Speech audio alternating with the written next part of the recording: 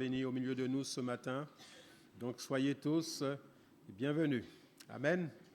Voilà, nous sommes là ce matin pour louer notre Seigneur, pour le glorifier, pour l'adorer, pour l'élever. C'est vrai qu'il le mérite. Le Seigneur Jésus le mérite, Dieu le mérite. Par contre, nous ne méritons rien. N'oublions pas que nous sommes sauvés par grâce. Amen. Donc, ce petit cœur que nous allons chanter maintenant, qui dit « Berger d'amour, voyant sa brebis égarée », et comme il est dit dans ce cœur, « Tu es venu me chercher ». C'est individuel. Pour ma part, il est venu me chercher. Il est venu nous chercher et nous a mis dans ses bras d'amour, c'est-à-dire qu'il nous a mis en protection. Amen.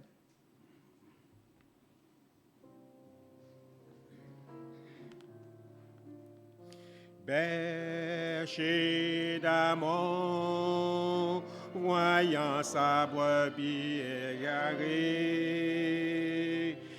Berger d'amour, tu es venu me chercher.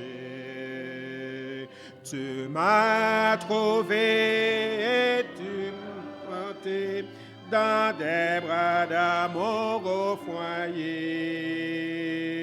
Près de toi, je ne crains plus rien, jamais je ne m'éloignerai. Berger d'amour, voyant sa brebis égarée.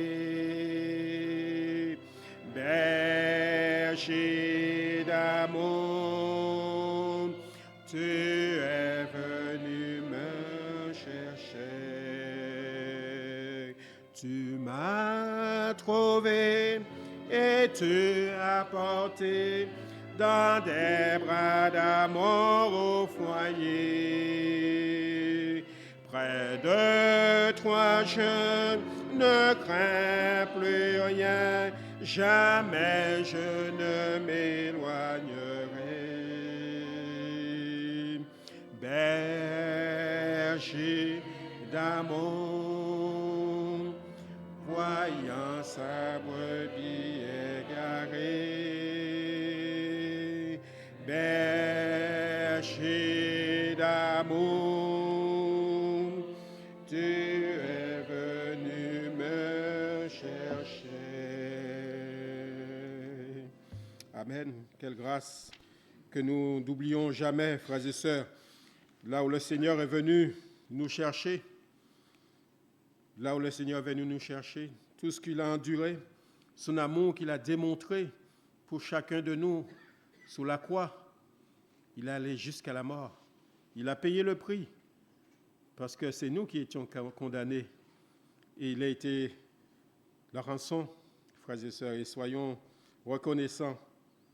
Reconnaissants, et à chaque fois que nous réunissions en son nom, eh bien, soyons reconnaissants. Soyons reconnaissants. Dire merci. Soyons pouvoir dire merci au Seigneur. Amen. Qu'est-ce qui peut nous empêcher de dire merci? Serait-ce nos difficultés que nous traversons? Mais le Seigneur veut nous démontrer qu'il est au-dessus de là, parce qu'il est Dieu. Il est le maître de tout. Alors, déversons sur lui tous nos fardeaux. Toi qui disposes de toutes choses. Et c'est lui qui nous le donne chaque jour. Amen. Le 52, c'est les ailes de la foi.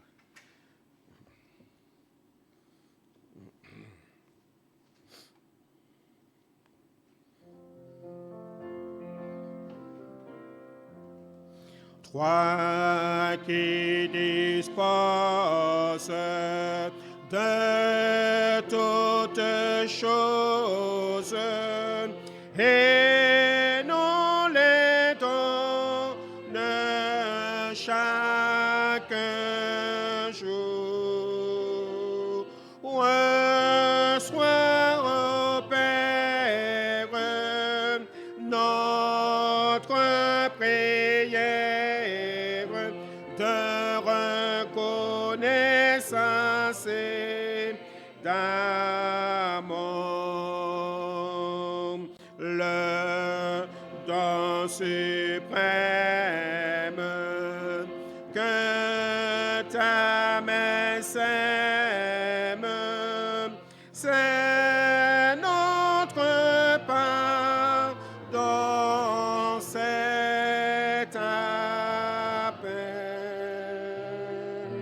Et ta clémence, trésor immense, est le plus grand de tes bienfaits. Que par ta grâce, l'instant qui passe serve à nous rapprocher de toi, et qu'à chaque heure vers ta demeure, nos cœurs s'élèvent à toi. Amen. Nos cœurs vont se lever encore ce matin par la foi. Pourquoi? Parce que le chrétien, il vit par la foi. Amen. Notre confiance que nous voulons mettre dans notre Seigneur, dans notre Dieu. Les chrétiens, ils vivent par la foi. Ils croient ce que Dieu dit. Nous croyons à la Bible, nous croyons à la parole, nous croyons à ses promesses. Et oui, le Seigneur est au milieu de nous, frères et sœurs. Amen. Le Saint-Esprit est là. Et oui.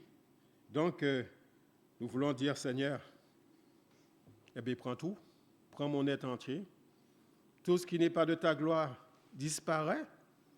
Et Seigneur, comble mon être entier, apporte ce qui manque dans ma vie.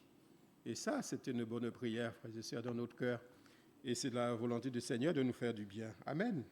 Nous voulons réaliser, c'est à travers ce cantique, Rédempteur adorable, sous la croix attaché, traité comme un coupable, il a été brisé pour mon péché. Amen. Rédempteur, parce que c'est la rançon, c'est le rachat, c'est le prix qu'il a payé pour chacun de nous. Amen.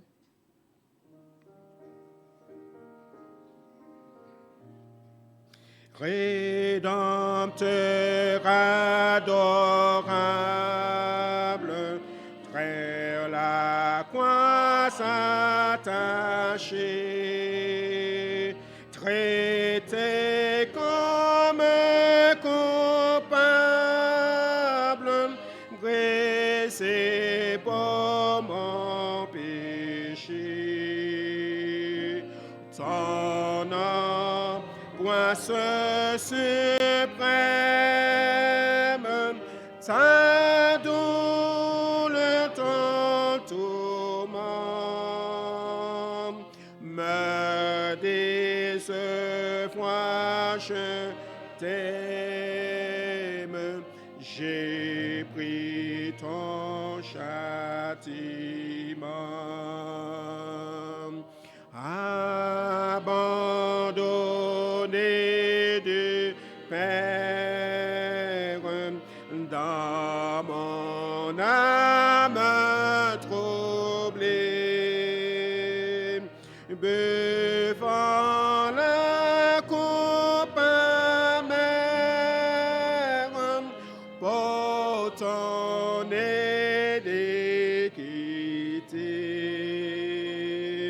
de l'éternelle flamme, mon âme, mon te sauva. Je mourrai pour ton âme, pécheur à Golgotha. Le sang de mes blessures, ma couronne de roi,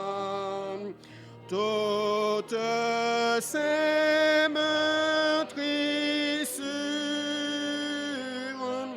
comprends-le, c'est pour toi. J'ai subi ta souffrance, j'ai porté ta langue, contemplant l'assurance, ton grand libre.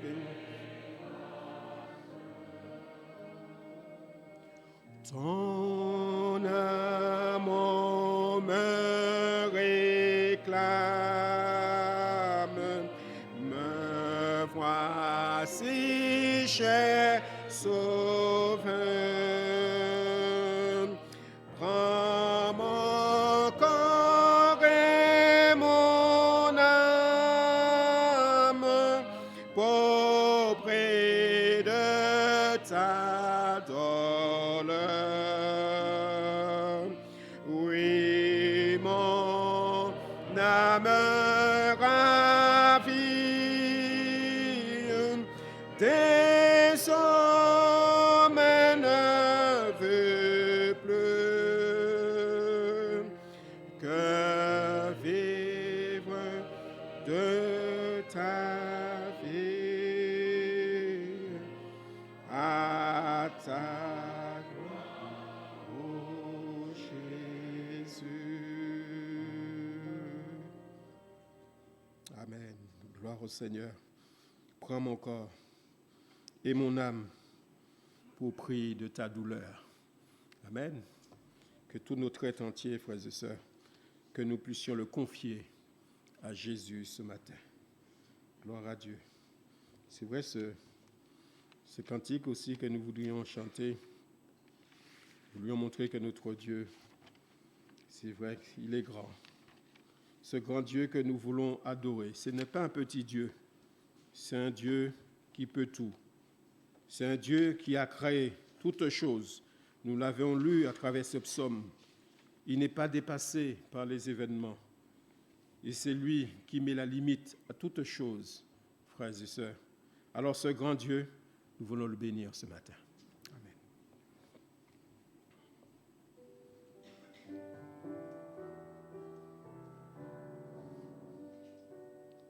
Grand Dieu, notre bénissons, nous célébrons tes louanges, éternel, nous t'exaltons, de concert avec les anges, et prosternés devant toi, nous t'adorons, ô grand roi, et prosternés devant toi, nous t'adorons, ô grand roi. Puisse ton règne de paix s'étendre par tout le monde dès maintenant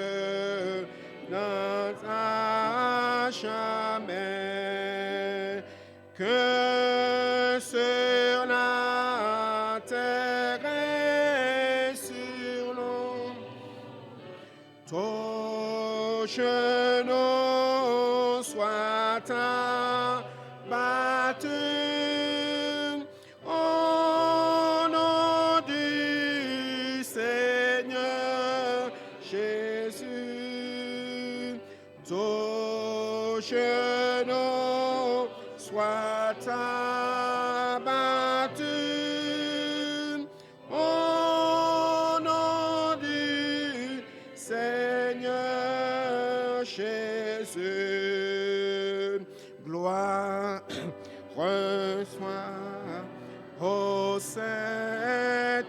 Saint-Esprit. Gloire soit à Dieu le Père. Gloire soit à Jésus-Christ, notre Sauveur, notre frère. Son immense charité dure à perpétuité.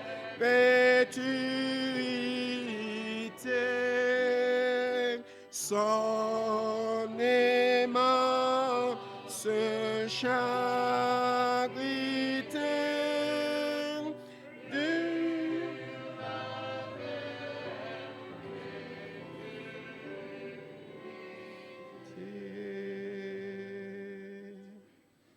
Amen. Chef couvert de blessures, meurtri pour nous pécheurs, accablé d'injures, d'opprobre, de douleur, de splendeur éternelle. Et pourtant, tout cela, il a fait pour chacun de nous. Il a été meurtri pour chacun de nous. Alors, chantons ce cantique avec cette attitude d'humilité et de recueillement devant le trône de la grâce.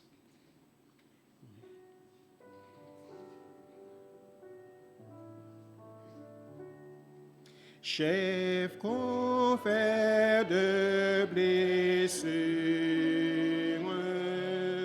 meurtri par nos péchés,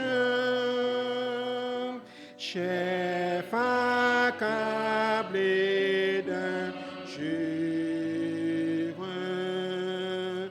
d'opprobre, de douleur,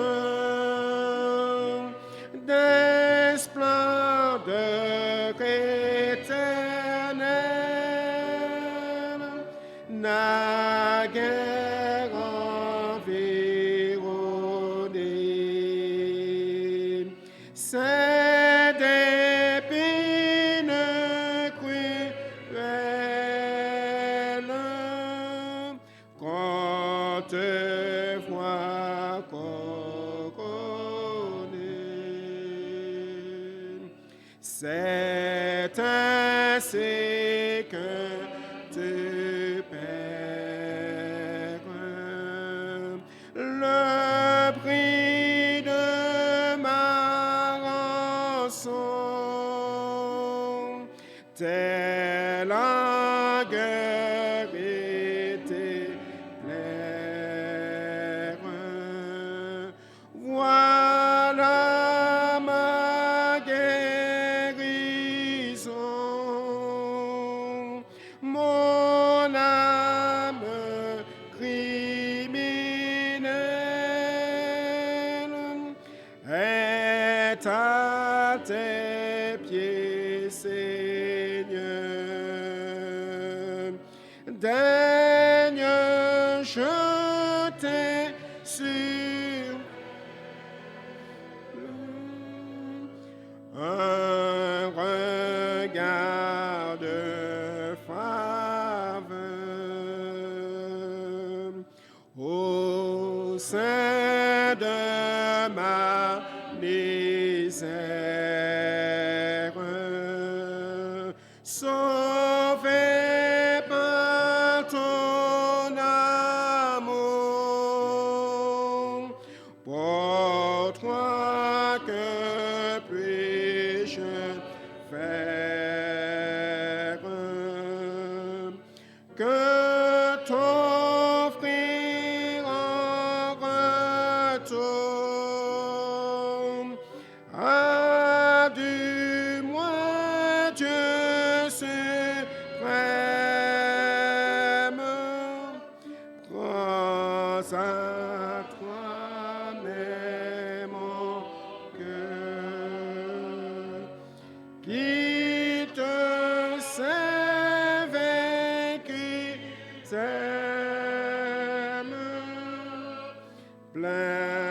d'une sainte tarde.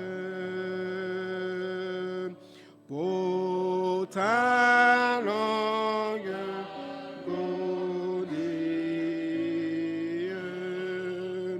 pour ta mort sur la croix, je veux toute ma vie te louer, roi des rois. Ta grâce est éternelle et rien jusqu'à la fin ne pourra Dieu fidèle me ravir de ta main. Amen. Je pense que, je ne sais pas si vous l'avez ressenti, nous étions, ce cantique, nous l'avons chanté, interprété au bon tempo, pour tracer tout ce que notre Seigneur a enduré. Il fallait ce tempo-là, le temps de nous faire réfléchir quand nous chantons les paroles, frères et sœurs. C'est important que nous laissons parfois le Saint-Esprit prendre les choses en main. Amen. Chantons aussi ce cantique 42. Ce cantique 42 et peut-être à la dernier couplet que j'invite nos frères à s'approcher pour la scène. C'est nos frères Luc Dutheil, Samuel Quinton, notre frère Guy Guillon et notre frère Baptiste David. Que nos frères puissent s'approcher au troisième couplet.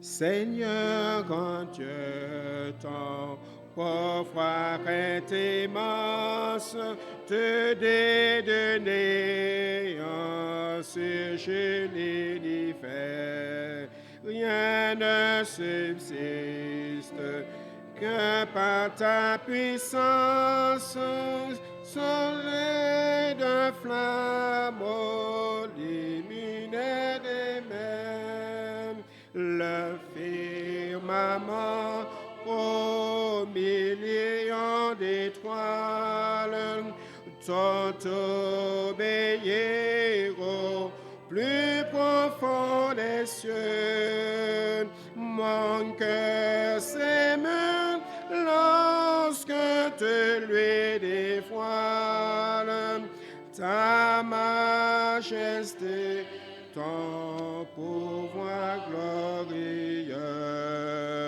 Seigneur, grand Dieu, profonde est ta sagesse, belle et parfaite ta création.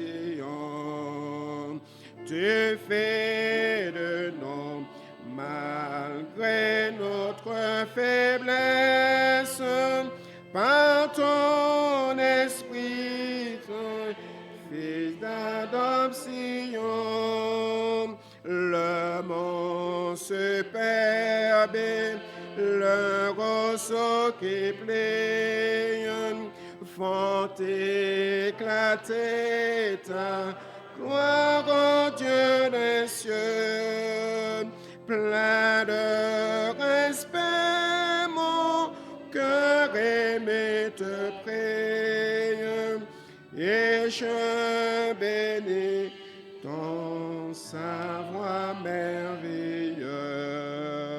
Seigneur, grand Dieu, ton amour est sublime, ton fait ici par le révélé. Tu n'éteins pas le lumignons infirme qui fume encore et ne peut plus brûler. J'étais lié par une chaîne infâme. Tu l'as brisé sur la croix, bon sauveur, pleurant d'amour, j'entends et je proclame ton sacrifice, immense rédempteur. Amen. Gloire au Seigneur. Frères et sœurs, le sujet que je voudrais apporter avec vous ce matin, c'est un sujet quand même qui peut être d'actualité. Il est d'actualité dans nos vies, dans nos cœurs. Mais rassurez-vous, je n'apporte pas cette parole pour des faits que je connais, mais tout simplement, c'est une pensée qui était longtemps notée. Et le Seigneur me permet de le développer ici à Poteau-de-Mer. J'aurais pu l'apporter ailleurs, mais ici à Poteau-de-Mer. Maintenant, comme j'ai dit dans ma prière, je laisse au Saint-Esprit. Alors disposons nos cœurs. Soyons disposés. Je voudrais vous parler de la colère de Dieu, la colère de l'homme, et aussi le diable est en colère. Le diable est en colère. Nous pouvons lire cette première lecture dans le psaume 86, verset 15. Le psaume 86, le verset 15.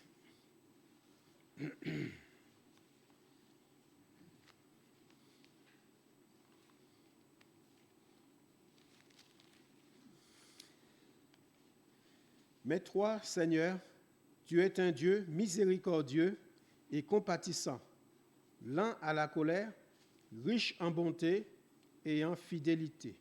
Amen. Nous lisons aussi dans Proverbes, chapitre 14, verset 29.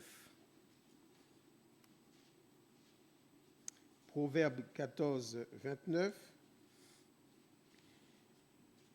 Celui qui est lent à la colère a une grande intelligence, mais celui qui est prompt à s'emporter proclame sa folie. Amen. Et c'est vrai, si dans une autre référence, toujours dans Proverbe, il le dit, un homme violent excite de querelles, mais celui qui est lent à la colère apaise les disputes. Nous savons que la colère, frères et sœurs, selon sa définition, c'est un sentiment d'irritation contre ceux qui nous blessent, ce qui fait partie de nos émotions charnelles. Ce qui fait partie de nos émotions charnelles.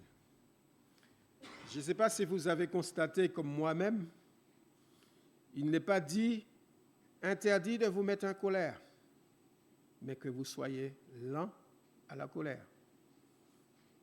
Par déduction, c'est une émotion, sentiment que tout être humain, même chrétien, que nous pouvons avoir.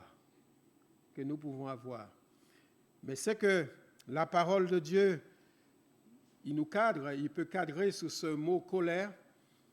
Pour l'enfant de Dieu, si c'est pour le monde, quand il se met en colère, il se laisse envahir par la fureur. Et ça va très loin, la colère, nous le savons. Et le Seigneur appelle à ses enfants à être lents à la colère. Et il y a des critères pour être lents à la colère. Parce que nous sommes quoi? Parce que nous sommes des enfants du Seigneur. Nous sommes des chrétiens, nous sommes des enfants de Dieu. Si Dieu lui-même est lent à la colère, vous imaginez si le Seigneur, si Dieu exprimait sa colère, qu'est-ce qui restera sur la terre? Rien du tout. Et oui, notre Dieu il est lent à la colère. Mais vous remarquerez qu'il est dit, c'est un Dieu miséricordieux. C'est-à-dire que c'est un Dieu qui pardonne toujours. La porte est toujours ouverte pour notre Seigneur. Quand on revient vers lui avec un cœur repentant, eh bien le Seigneur, il est toujours là. Il est toujours prêt pour nous pardonner. Vous savez que le Seigneur ne va pas nous rejeter. Dieu ne va pas nous rejeter, mais il faut qu'il y ait un cœur repentant. Vous savez bien, frères et sœurs, que Dieu hait le péché. Ça, il faut que nous le mettons bien, enregistrons bien cela, que Dieu hait le péché, mais il aime le pécheur. Même celui qui vient vers lui avec un cœur repentant, le désir de reconnaître, d'être regretté, notre Dieu est là. C'est un Dieu miséricordieux. Il est compatissant. Et comme il est dit, lent à la colère, mais il est riche. Il est riche en bonté. Amen. C'est un Dieu bon, frères et sœurs. Ce n'est pas un Dieu qui va venir à chaque fois être sévère, le Dieu fouettard, le Dieu que... Voilà, non. C'est un Dieu bon. Et il est bon et aussi en fidélité. Le Seigneur est fidèle. Lui, il demeure toujours fidèle. Frères et sœurs. Même lorsque nous sommes infidèles, il demeure toujours fidèle. Eh oui. Celui qui est lent à la colère a une grande intelligence. Celui qui est lent à la colère, et ce qui nous laisse, c'est vrai, comme je disais, ce qui nous laisse entendre et fait partie des émotions de la chair. Il est là, nous ne pouvons pas l'écarter, mais il faudrait qu'il se manifeste avec lenteur. Il faudrait qu'il se manifeste avec lenteur, et j'ai mis entre parenthèses le maîtriser ou laisser le Saint-Esprit prendre le contrôle. Et c'est ça qui fait la différence. C'est ça qui fait la différence. Je suis en colère. D'ailleurs, que la colère, il ne faut pas qu'il dure une journée. Pour un chrétien, la colère, je peux me mettre en colère, ça m'arrive. Et ça nous arrive tous. La colère, il soit maîtrisé, que le Saint-Esprit puisse prendre le contrôle. Il ne faut pas confondre la colère de Dieu, qui est contre le péché, contre le mal, et qui ne reste pas et ne se restera jamais impuni, le péché. Rappelant que Dieu hait le péché, par contre, comme je disais, il aime le péché. La colère de Dieu, lorsque nous méditons sa parole, manifeste toujours contre le péché, contre la désobéissance. Contre la désobéissance. La colère de Dieu, nous le connaissons, nous qui lisons notre Bible, que nous avons l'exemple de Sodome, nous avons l'exemple de Gomorrhe. Le péché est arrivé à son terme et Dieu est en colère. Et quand la colère de Dieu, nous avons qu'il a explosé contre Sauville, il ne restait plus rien. C'est vrai. Et je pourrais vous énumérer de la colère. Le Seigneur, Dieu a exprimé la colère envers le peuple d'Israël. Nous voyons quand le peuple, moi je ne sais pas, et pourtant, moi je ne veux pas apporter de jugement contre le peuple d'Israël, mais c'est un peuple que Dieu intervenait, que quand il réclamait par l'intermédiaire de Moïse, eh bien, le Seigneur répondait. Serait-ce à la sortie de l'Égypte? Quand ils sont sortis d'Égypte, c'est vrai qu'ils ont été dans le désert, mais ils ont murmuré. Ils ont reproché Dieu de manger que de la manne. Eh oui, pourtant, ils avaient à manger, mais ils ont reproché Dieu. Eh oui, le Seigneur, et Dieu est en colère. Ça a mis le Seigneur en colère. Ils ont donné de la viande, il a des écailles dans le désert, et pourtant, ils reprochaient Moïse. Vous savez que quand ils murmuraient contre Moïse, c'est contre Dieu qu'ils murmuraient. Ça, il ne faut pas l'oublier, frères et sœurs. Quand nous murmurons contre un serviteur de Dieu, quand nous murmurons contre un responsable, là, c'est contre Dieu parce qu'ils servent le Seigneur.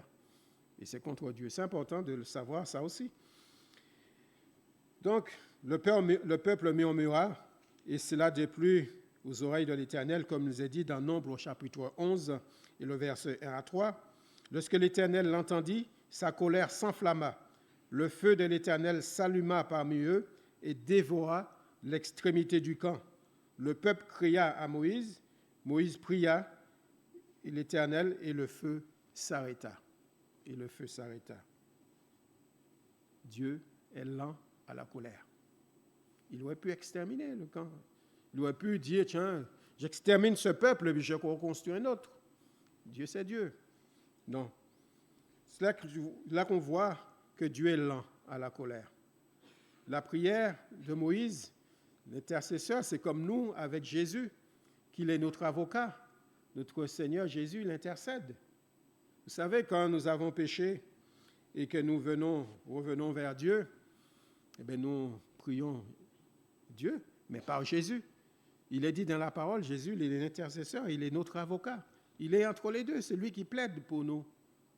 Et comme il est mort pour chacun de nous, eh bien, il prie. Et comme la prière de Jésus est toujours exaucée, alors le Seigneur nous exauce et il nous pardonne, frères et sœurs. Toujours dans ce même chapitre, il nous a dit que le peuple était agacé de manger de la manne, comme je viens de dire. Il donnait de la nourriture, il voulait de la viande, il se mettait à convoiter. Il nous a dit, il se rappelait, et le peuple pleurait. Le peuple pleurait. Et il reprochait même à Moïse de pourquoi ils ont laissé l'Égypte. En Égypte, ils mangeaient, il y avait du poisson, il y avait de légumes. Et oui, et pourtant ils oubliaient qu'ils étaient en esclavage. C'était dur. Toute cette souffrance qu'il y avait, ça, ils ne se rappellent pas. Et comment que Dieu l'a sorti de cette calvaire. Comme pour nous aussi, Dieu nous a sortis de nos calvaires. Et oui, il n'y a pas de comparaison, frères et sœurs, entre nos vies avant et notre vie de maintenant. C'est notre vie de péché et notre vie maintenant, il n'y a pas de comparaison. Le Seigneur nous a retirés de la boue du péché. Alors, quelle grâce nous pouvons dire maintenant. C'est pour cela que je disais qu'on ne peut pas rester la bouche fermée devant Dieu, devant notre Seigneur, avec tout ce qu'il a opéré pour chacun de nous. Et pourtant, le plan de Dieu pour l'humanité reste toujours le même. Le plan de Dieu reste toujours le même, qui veut que tous les hommes soient sauvés et parviennent à la connaissance de la vérité. Nous trouvons cela dans 1 Timothée 2, verset 1. La volonté de Dieu reste toujours la même. Et ce que nous devons savoir sous la colère de Dieu, c'est que nous l'avons lu, il est lent à la colère. Notre Dieu est lent à la colère. Il n'agit pas avec précipitation. Mais le Seigneur, il est lent. Ça veut dire qu'il y a cette modération, il y a cette retenue. Et c'est cela que le Seigneur attend aussi de ses enfants. Le miséricordieux, oui, nous le savons, que je l'ai dit, il pardonne toujours. Compatissant, il est touché à tout ce que nous pouvons subir. C'est un Dieu compatissant, il y a de la compassion, comme Jésus lui-même, il a eu de la compassion pour toutes ces foules qui le suivaient. Jésus a eu la compassion. Et c'est un trait aussi que le Seigneur attend de chacun de ses enfants, avoir de la compassion les uns pour les autres. Amen. Amen. C'est-à-dire que quand mon frère ou ma soeur souffre, qu'il est dans le besoin, dans la souffrance, eh bien, ça me touche. Ça me touche aussi. Ça me touche. Ben oui, ça nous touche. Et ça nous fait repenser, c'est quand nous sommes un corps. Quand il y a un membre qui souffre, c'est tout le corps qui souffre. Et c'est une réalité, frères et sœurs, ce n'est pas des mots. Parce que nous, chrétiens, pour ma part, je désire que tout le monde va bien. Je désire que tous, vous soyez bien. Je désire que ça va pour tout le monde. Et nous savons, il y en a qui passent par des moments difficiles. Nos frères et nos sœurs, mais il faut qu'ils sentent que nous soyons là. L'Église, c'est une famille, la famille de Dieu, frères et sœurs. Il faut qu'on soit là les uns pour les autres. Ça ne veut pas dire aller se mélanger dans les affaires de mon frère, de ma sœur, mais que je sois là sur le plan spirituel, que je sois là pour lui ou pour elle, serait-ce dans la prière, serait-ce pour prier pour elle, Moi, il y a des choses que nous ne pouvons pas faire. Mais ce que nous pouvons faire, c'est de prier. Au lieu de juger, de critiquer, à vouloir savoir des choses, des nouvelles.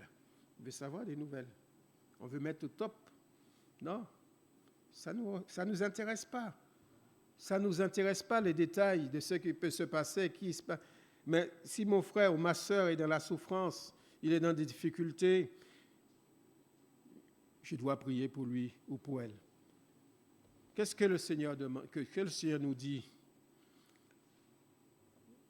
Le Seigneur nous dit que nous sommes des enfants de paix. Amen. Jésus, c'est lui notre paix. Jésus nous a donné sa paix, frères et sœurs. Si Jésus vient en nous, il a payé. La paix doit être aussi. Parce que Jésus vit en nous et Jésus est la paix. Oui, l'Éternel est lent à la colère et riche en bonté.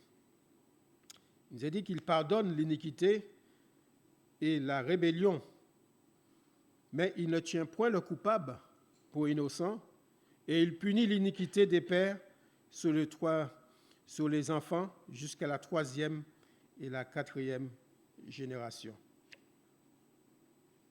Eh oui, Dieu, vous dire qu'il maîtrise sa colère à notre égard. Il maîtrise sa colère à notre égard. Dans le psaume 78, 38, il nous a dit, toutefois, dans sa miséricorde, il pardonne l'iniquité et ne détruit pas.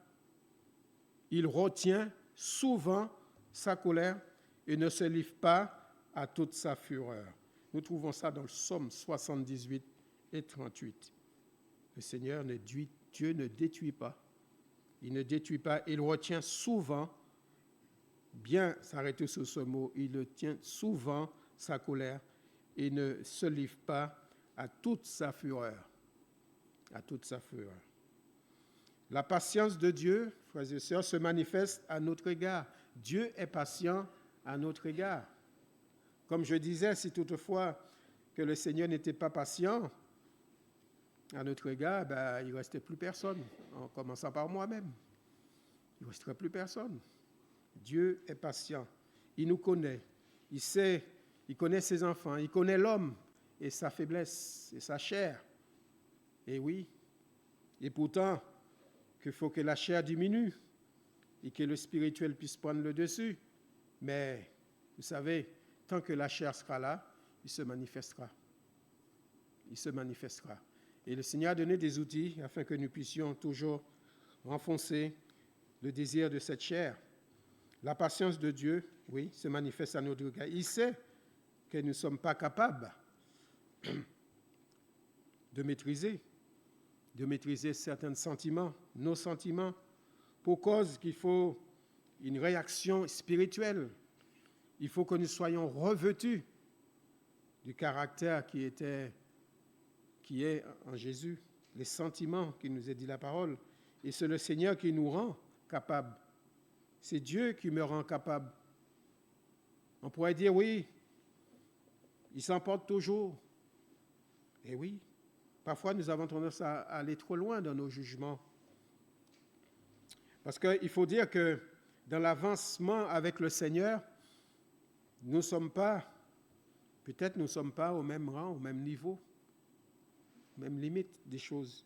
Nous avançons, frères et sœurs, tous ensemble, nous avançons. Il y a des choses que je comprends, il y a des choses que je ne comprends pas. Il y a des choses que mon frère, peut-être il a besoin de comprendre, qu'il n'est pas encore au stade de comprendre. Ne jugeons pas. Il ne faut pas vouloir attendre que mon frère ou ma sœur comprennent des choses que moi, j'ai déjà compris. Et le Saint-Esprit, c'est lui qui fait le travail.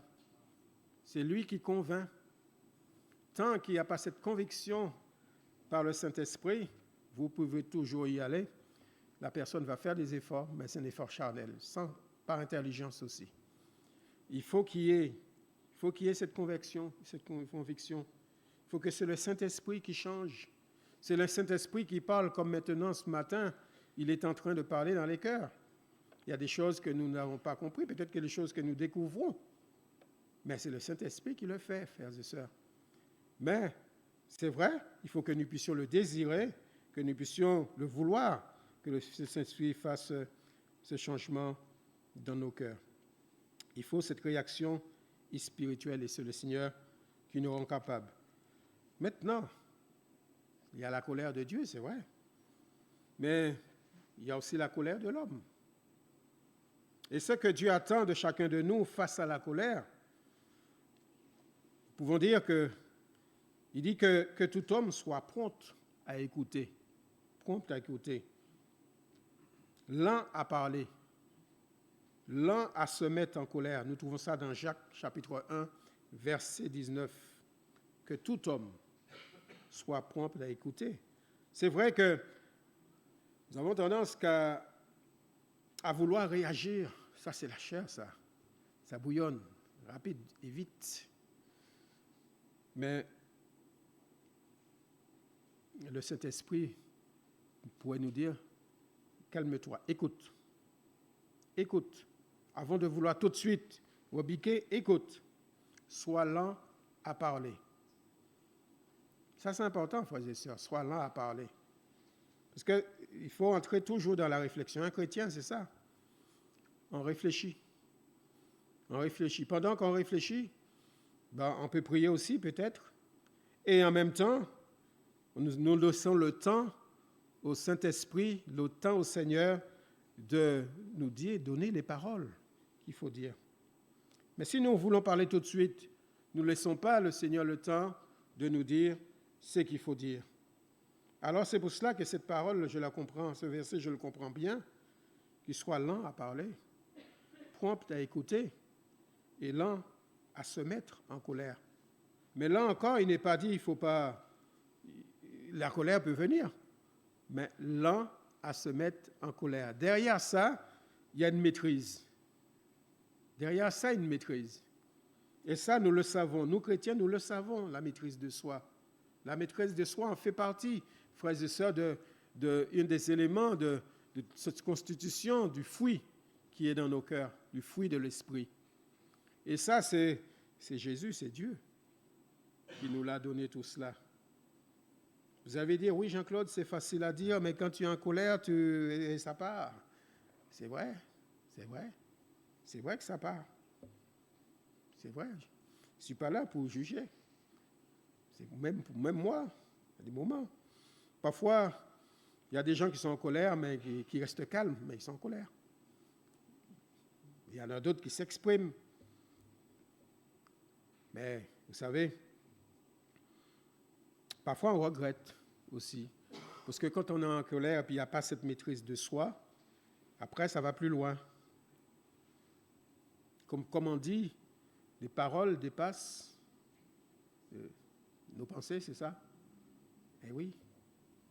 Puis quand c'est parti, les paroles, quand il est parti, puis la personne en face de nous, ou l'auditoire a entendu cette parole, on ne peut pas, c'est trop tard. C'est trop tard, on ne peut pas le récupérer, cette parole. C'est pour cela qu'il y a cette parole que la parole, le Seigneur veut nous dire. Lent à parler, prompt à écouter. Nous devons entrer dans la réflexion. Entrer dans la réflexion. L'homme qui a de la sagesse est lent à la colère, nous dit le Proverbe 19, 11, et met sa gloire à oublier les offenses. Et oui, je redis que, encore, il n'est pas dit que celui ou celle qui vit avec Dieu ne se met jamais en colère. Ça, il ne l'a pas dit. La parole de Dieu ne le dit pas. Mais il faudrait que ce fruit, cette maîtrise de soi, se manifeste dans notre être, dans notre relation, qui peut venir par le Saint-Esprit, frères et sœurs, par le Saint-Esprit. C'est pour cela que nous devons rechercher toujours le sentiment, demander, c'est vraiment que ce soit nos prières, rechercher les sentiments qui étaient en Jésus. L'un à parler, à répondre et à entrer aussi dans la réflexion. Oui, le fruit de l'esprit. C'est l'amour, c'est la joie, la paix, la patience. La patience. Un chrétien est patient. Un chrétien est patient. Un chrétien, il est bon. On doit comment dirais-je, démontrer et donner de la bonté autour de nous, faire du bien autour de nous. Nous devons aimer les âmes, frères et sœurs, comme Dieu aime les âmes. Nous devons faire du bien. Vous savez que la façon que Dieu regarde une âme, lui, il ne regarde pas l'apparence. Le Seigneur, il regarde le cœur directement. Et quand les hommes, nous, on a tendance à regarder d'abord l'apparence.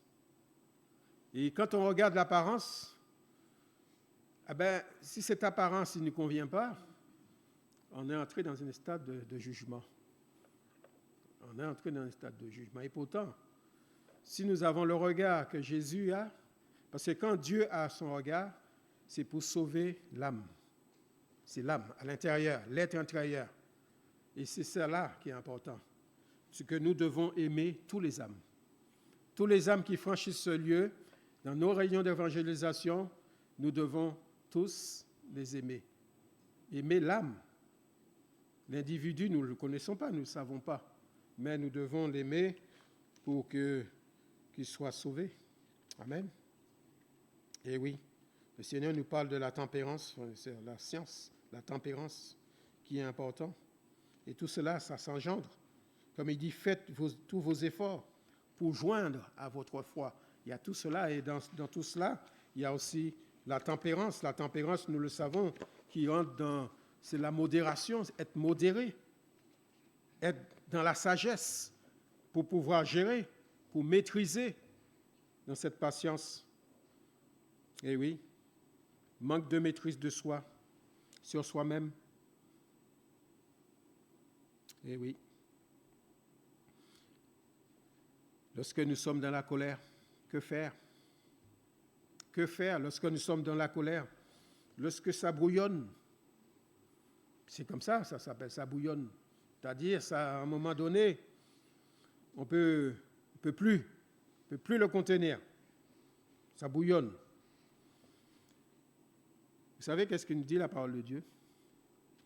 Le psaume 37, verset 8. Laisse la colère. Abandonne la fureur. Ne t'irrite pas. Ce serait mal faire. Car les méchants seront retranchés et ceux qui espèrent en l'Éternel posséderont le pays. Nous savons que le proverbe 29, 22, il nous a dit un homme colérique excite des querelles. Pourquoi? Si la parole de Dieu nous avertit, parce qu'il sait que quand ça va trop loin, nous allons faire des dégâts. Quand ça va trop loin, nous allons faire des dégâts. Donc, nous devons arrêter, nous forcer par le Saint-Esprit, par l'appui, par la confiance que nous mettons le Seigneur. Et oui,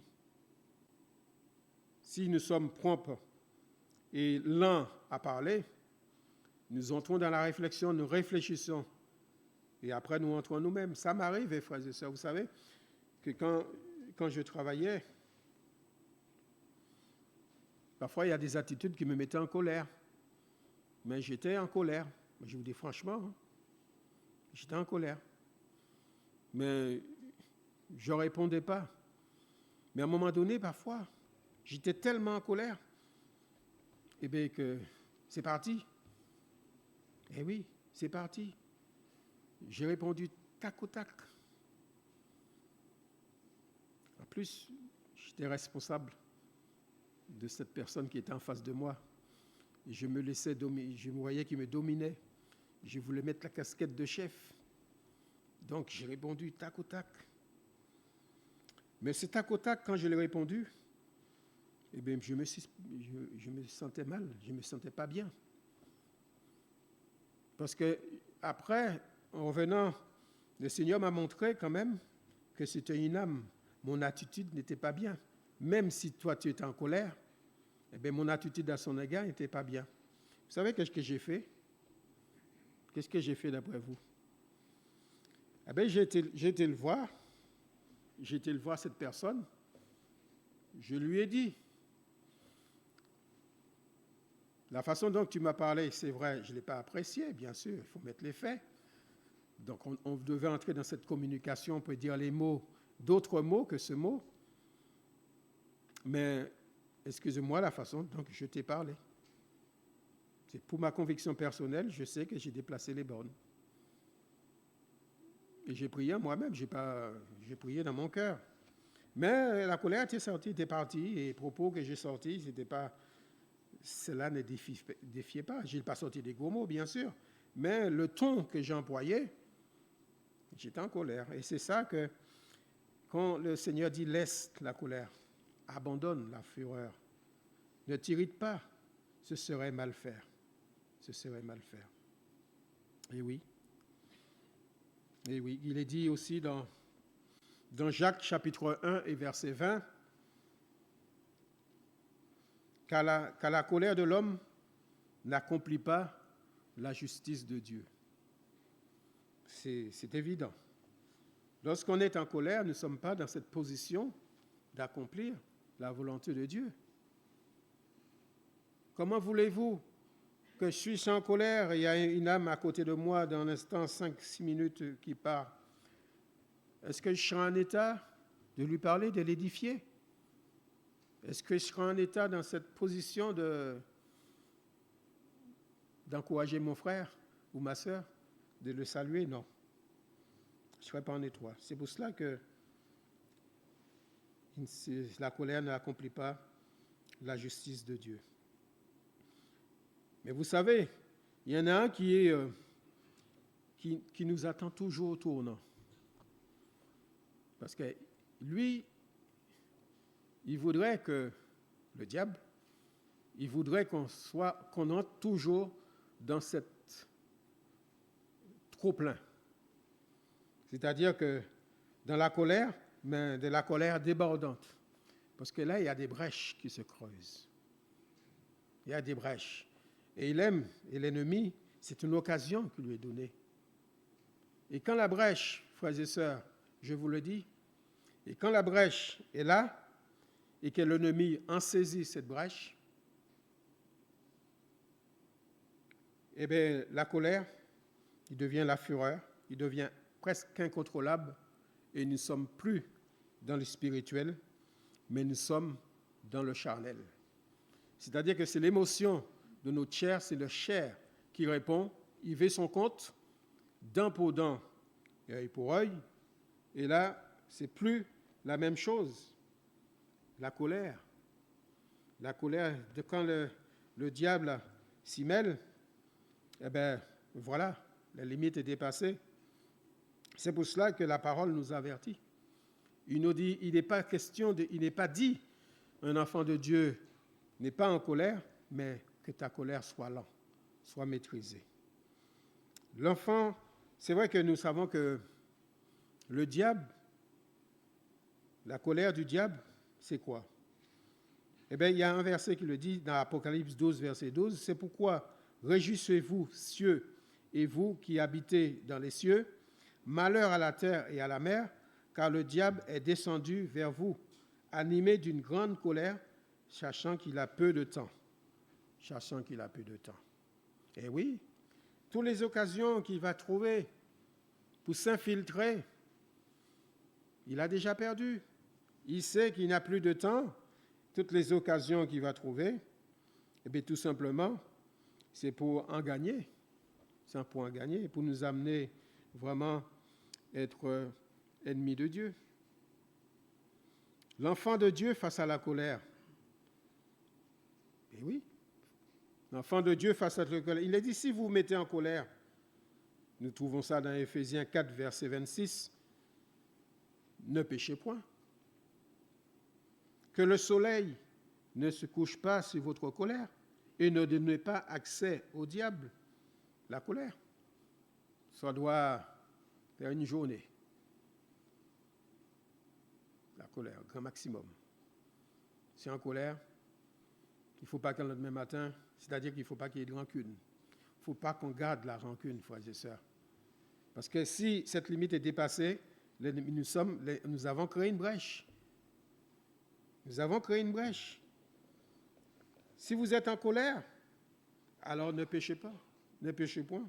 Nous avons droit peut-être de mettre en colère, mais que le soleil ne se couche pas sous votre colère. Comment vous l'avez compris ça? Comment vous le comprenez, ce texte? Il est dit, ne donnez pas accès au diable. Amen.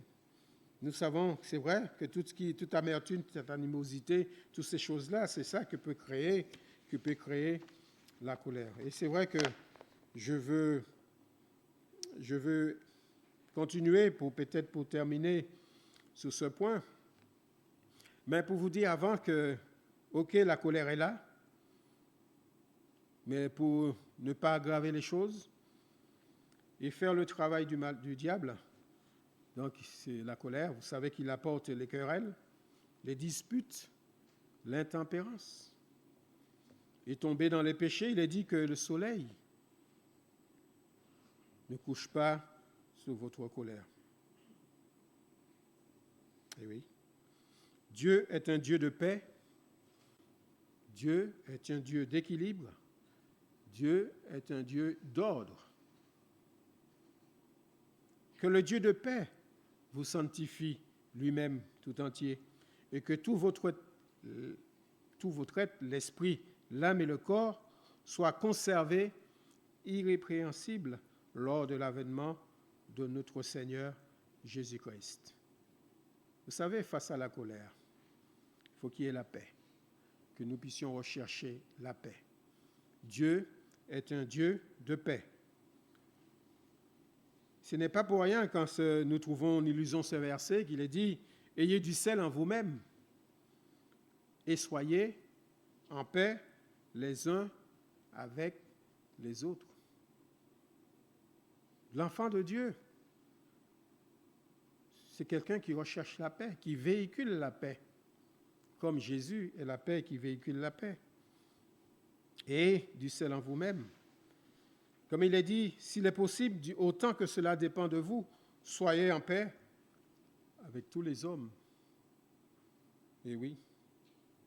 Il est dit encore, recherchez la paix avec tous et la sanctification sans laquelle personne ne verra le Seigneur. Nous trouvons ça dans Hébreux chapitre 12, verset 14. Et c'est vrai, nous connaissons aussi les paroles de Jésus qui nous dit « Je vous laisse la paix, je vous donne ma paix. Je ne vous donne pas comme le monde donne, alors que votre cœur ne se trouble point et ne s'alarme point. » Cette paix-là, frères et sœurs, ce n'est pas une option. C'est une réalité dans l'être intérieur de l'enfant de Dieu.